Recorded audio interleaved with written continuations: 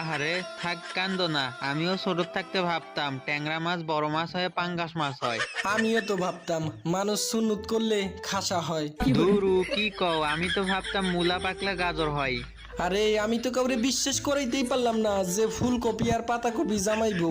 আরে আমিও তো কাউকে বিশ্বাস করতে পারতাম না, জাফরান নিশো আর অপূর্ব একজনই। তুমি আমার মনের কথাটা কইছো, কিন্তু ছোট থাকতে ভাবতাম টিকটিকি বড় হয়ে কুমির হয়। হাই রে, কত কইছি আমারে লেবু বড় হয়ে জাম্বুরা হয়। আরে না, লেবু পাকলে মালটা হয়।